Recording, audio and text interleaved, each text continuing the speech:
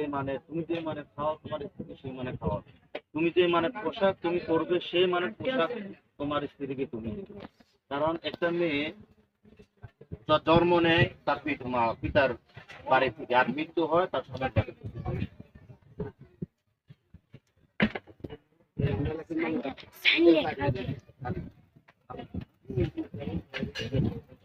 জন্মসার মধ্যে যেভাবে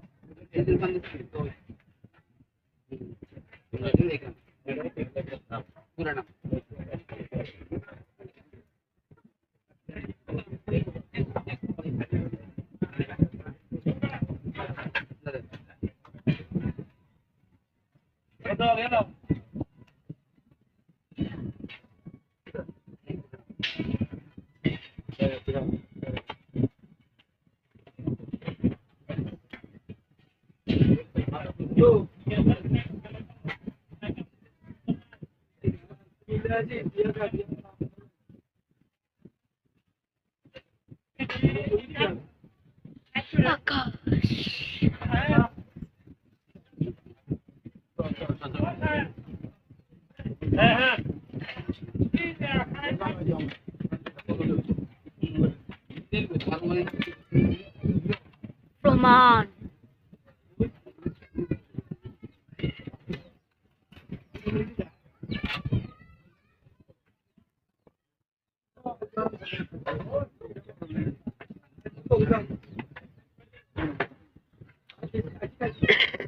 এটা বলছিলাম সেই মানে খাওয়াটা মেয়ের আর মেয়ের বন এখন মেয়ের বনবসন সমস্ত পাইছে আর পিতার বাবা সবসময় পিতা সরি মেয়ের বাবা সবসময় মেয়েকে বলে দিবে যেন স্বামী সাথে করা স্বামীর অনুভূতি চাই যে যাই কোনো স্বামী অনুভূতি, কারণ স্বামী অনুভূতি মেয়ে জানাতে পারে। মেয়েদের জানাতে যাওয়ার কয়েকটি কারণ হলো, তার মধ্যে প্রধান কারণ হলো মানে কয়েকটি কারণ মধ্যে গুরুত্বপূর্ণ মেয়েদের স্বামীর অনুগত্য করবে, আর স্বামীর অনুগত্য করলে জানাতে ঠিকানা দরজা দিব। আমি কারণ বলছি যে বিবাহ শব্দ মাত্র চাই, আপনারা হয়তো অনেকে জানেন যে বিবাহ স্বামী স্ত্রী নির্ধারিত হবে। আমরা জানি স্বামী স্ত্রী আছে, এখানে মেয়ে ছেলে আছে, দুজনের সম্মতি আমরা পাইছি। এরপরে তৃতীয় নম্বর যেটা সেটা হলো সাক্ষী দুইজন আমরা এখানে পাইছি। এরপরে চতুর্থ যেটা হলো মেয়ের অলি লাগে, অলি ছাড়া বিবাহ না, কারণ মেয়ের অলি ছাড়া কোনো বিবাহ হবে না। বিবাহ বা 3 নবী সাল্লাল্লাহু আলাইহি ওয়াসাল্লাম 3 বার। আর হলো হেজাব, হেজাব উনি করবেন, আর কবুল বলবেন উনি, এটা হলো বিবাহ। আর এই যে আর বাকি যেগুলো বিবাহ আমাদের দেশে করছে এগুলো অধিকাংশ আসলে ইসলামের আসল নেই। এজেন্ডা বলেন, ফান বলেন, ভিতরে ঢুকিয়ে বলেন, নিয়ে ওখানে 3-4 জন যাওয়া, মেয়ের সামনে মেয়ের চেহারা খোলা, অথচ এগুলোর সাথে দেখা দেওয়া হারাম, ওখানে গিয়ে এজেন্ডা দেওয়াটা এটা মারাত্মক একটা। অতএব আমরা চেষ্টা করবো যে সুন্নত তরিকা বিবাহটা হওয়ার জন্য, যাতে করে আমরা নবী সাল্লাল্লাহু আলাইহি সাল্লামের আমরা আদর্শ শুনি। নবী সাল্লাল্লাহু আলাইহি সাল্লামের আদর্শ আমাদের জীবন করতে হবে, সেই জন্য সর্ব জায়গায় নবী সাল্লাল্লাহু আলাইহি সাল্লামের আদর্শ থাকা দরকার।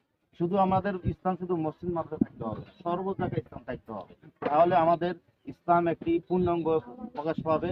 এবং আমাদের বিবাহগুলোতে যে যে শুরু থেকে যে ভুলগুলো হচ্ছে সেই ভুলগুলো আর হবে না। ইনশাল্লাহ আমরা সেই দিকে খেয়াল করবো। ইনশাল্লাহ গুরুত্ব না বাড়িয়ে আমরা এখন বিয়ে করাচ্ছি।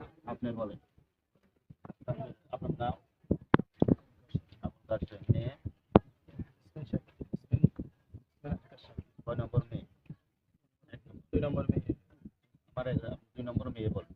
ঠিক আছে, গ্রাম থানা জেলা। আপনি বলেন, আমি আমার মেয়েকে নাম্বার বলেন। 5 লক্ষ টাকা দেন মরেন, 1 লক্ষ টাকার ওষুধের বিনিময় তোমার সাথে বিবাহ দিয়ে দিলাম, তুমি তাকে কবুল করো। আপনি বলেন আলহামদুলিল্লাহ। আবার বলেন, আপনি বলেন আলহামদুলিল্লাহ। আবার বলেন আলহামদুলিল্লাহ। সবাই বলেন আলহামদুলিল্লাহ। আলহামদুলিল্লাহ। আল্লাহু আকবার বলেন। বসেন, দোয়া করেন। বারাকাল্লাহু লাকা, বলেন সবাই। ওয়া বারাকা আলাইকা। আমরা দোয়া করি আল্লাহ সুবহানাহু ওয়া তাআলা তাদের দাম্পত্য জীবনকে আল্লাহ কবুল করুন। আল্লাহ সুবহানাহু ওয়া তাআলা তাদের স্বামী স্ত্রী দুজনকে কবুল করুন।